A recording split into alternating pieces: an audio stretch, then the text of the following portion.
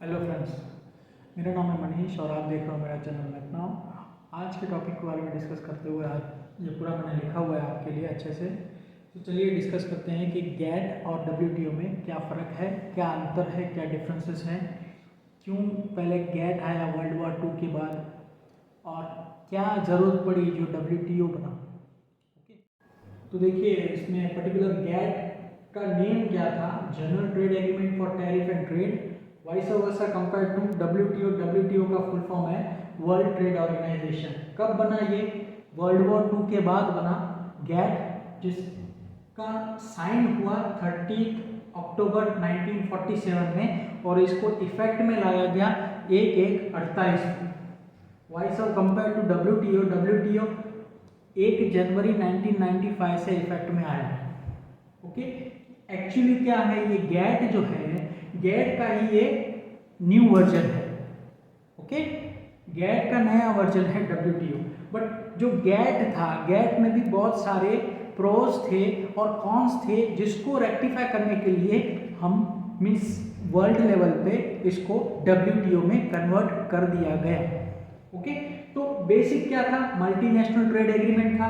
Encourage क्या करता था, इंटरनेशनल ट्रेड को एनकरेज करता था। उसका काम था ट्रेड बैरियर्स को रिमूव करना। बट ये बात क्या कहाँ तक सीमित थी? ट्रेड तक ही सीमित थी।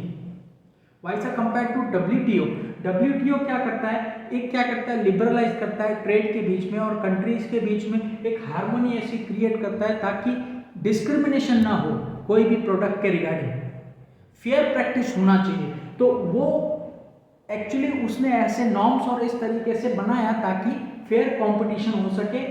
डेवलपमेंट और इकोनॉमिक रिफॉर्म्स को उसने एनकरेज किया और बहुत सारा ऐसा कुछ ट्रेड डिस्प्यूट सेटलमेंट्स के बोर्ड भी बनाए हैं, जिसके थ्रू कोई भी ट्रेड अगर ये डिस्प्यूट होता है तो वो आके उस पर्टिकुलर ट्रेड डिस्प्यूट को रिजॉल्व भी कर सकते हैं। इफेक्ट में आया है। तो बेसिकली गैट का क्या काम था, मल्टीनेशनल ट्रेड एग्रीमेंट करवाना, उसमें एनकरेज करना इंटरनेशनल ट्रेड को ताकि कोई डिस्प्यूट ना हो, एक कंट्री से दूसरे कंट्री से गुड्स जो है इजीली फ्लो हो सके, फेयर मार्केट प्रैक्टिस हो। ठीक है, क्या करना, ट्रेड बैरियर्स को रिमूव करना, वो सब चीज क्या था, गैट का काम था। बट उसका अपग्रेडेड वर्जन क्या है, डब्ल्यूटीओ। डब्ल्यूटीओ में क्या है, लिबरलाइज करना, कहने का मतलब इजीली मूव हो सके गुड्स एक जगह से दूसरे जगह, उसके लिए ये एक फॉर्मेशन बनाया गया डब्ल्यूटीओ, जिसमें क्या है कि ट्रेड डिस्क्रिमिनेशन ना हो। सपोज अपने यहाँ लोकल मार्केट में कोई एक पर्टिकुलर प्रोडक्ट बना रहा है या दूसरे कंट्री में वो कोई प्रोडक्ट बना रहा है ऐसे, तो उसमें जो परचेजर है यानी कि वो प्रोडक्ट का जो कंज्यूमर है उसको क्या फेयर लगता है, उसको डिस्क्रिमिनेशन नहीं होना चाहिए कि वो खरीदे तो कुछ भी प्रोडक्ट जाके खरीद सकता है उस पर्टिकुलर मार्केट में से, तो मार्केट एक्सेस मिले उसके लिए ये डब्ल्यूटीओ बनाया गया कि फेयर मार्केट एक्सेस मिले। ओके, और क्या है, उसको क्या है, डेवलप करने के लिए एनकरेजिंग डेवलप इकोनॉमिक रिफॉर्म्स, ऐसे इकोनॉमिक रिफॉर्म्स बना के उस पर्टिकुलर जो अपना बोलते हैं ना कि भाई मार्केट को ओपन करने के लिए ये पर्टिकुलर डब्ल्यूटीओ बनाया गया।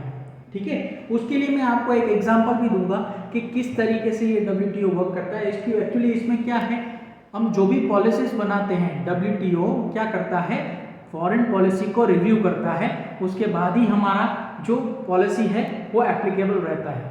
Okay, vice compare to GATT, GATT में ऐसा कुछ था नहीं। गैट में कितने थे, कॉन्ट्रैक्टिंग पार्टीज थे, 23 नेशंस थे। Vice compare to WTO, WTO में 164 मेंबर स्टेट्स थे। ये खाली ट्रेड इन गुड्स को ही देखता था। वो क्या देखता है, ट्रेड इन गुड्स को भी देखता है, सर्विसेज को भी देखता है, इंटेलेक्चुअल प्रॉपर्टी राइट्स को भी देखता है। ठीक है, तो इन सब चीजों में वो डील करता है। यहाँ पे क्या है, सभी मेंबर्स को डब्ल्यूटीओ में सभी मेंबर्स को इक्वली ट्रीट किया जाता था। इक्वली इन द सेंस क्या है कि भाई कोई एक पर्टिकुलर कंट्री का प्रोडक्ट है दूसरी कोई कंट्री के प्रोडक्ट में जा रहा है तो वो इक्वली कंपैरिजेबल होगा उस पर्टिकुलर कंट्री के प्रोडक्ट के सामने। समझ गए? तो वो इक्वली होना चाहिए, कहने का मतलब मोस्ट फेवर्ड नेशंस का दर्जा दे दिया गया कि भाई आप इंटरनली यानी कि 164 मेंबर्स जो स्टेट्स हैं वो इंटरनली मींस, कहने का मतलब क्या है कि एक कंट्री से दूसरे कंट्री में अगर ये ट्रेड कर रहे हैं, इंपोर्ट या एक्सपोर्ट कर रहे हैं, पर्टिकुलर एक्सेस दे रहे हैं, ठीक है, तो वो मोस्ट फेवर्ड नेशंस के हिसाब से आएगा। अगर जो सपोज अभी रिसेंटली एक कुछ हुआ था पुलवामा अटैक, तो पाकिस्तान के ऊपर से इंडिया ने मोस्ट फेवर्ड नेशंस का दर्जा छीन लिया था। तो क्या किया था इंडिया ने कि 200% ड्यूटी लगा दिया था। कोई भी पाकिस्तान से कुछ भी चीज इंपोर्ट कर रहा था तो उसके ऊपर इंडिया ने 200% ड्यूटी लगा दी। क्यों लगा दिया? ताकि पाकिस्तान जो है वो पर्टिकुलर एक्सपोर्ट न कर सके अपनी इंडिया के मार्केट को एक्सेस करके। Got it? तो ये सिनेरियो है मोस्ट फेवर्ड नेशन का। यहाँ पे तो ऐसा कुछ सिनेरियो था नहीं, 23 पार्टीज थे, उसके इंटरनल ट्रेड के रिगार्डिंग था। यहाँ पे डोमेस्टिक लेजिस्लेशन को कंटिन्यू किया जा सकता था, वहाँ पे कोई अड़चन नहीं आ सकती थी। डोमेस्टिक लेजिस्लेशन को कुछ भी लोचा नहीं करना था इनको। और यहाँ पे क्या है कि इंटरफेरेंस है WTO का, क्योंकि ये फॉरेन पॉलिसी जो बनाते हैं कंट्रीज, उसको रिव्यू करने का सिस्टम है WTO के पास। जैसे कि अभी ये एग्जांपल ले लिया कि भाई 200% ड्यूटी कैसे बढ़ा दिया इंडिया ने पर्टिकुलर एक्सपोर्ट्स करने पे। पाकिस्तान का जो एक्सपोर्ट्स है वो इंडिया में इंपोर्ट्स हुआ तो 200% ड्यूटी क्यों लगा दिया? तो WTO में जाके ये तो बोलेगा कि भाई पाकिस्तान ऐसे ऐसे टेररिस्ट एक्टिविटीज़ कर रहा है, उसके सामने हमारे यहाँ ये नुकसान कर रहा है, तो हमको ये गवारा नहीं है कि वो हमारे से ये पर्टिकुलर काम करे और हम उसको सामने इतना रिवॉर्ड और एक्सेस दे अपने इंडियन मार्केट को।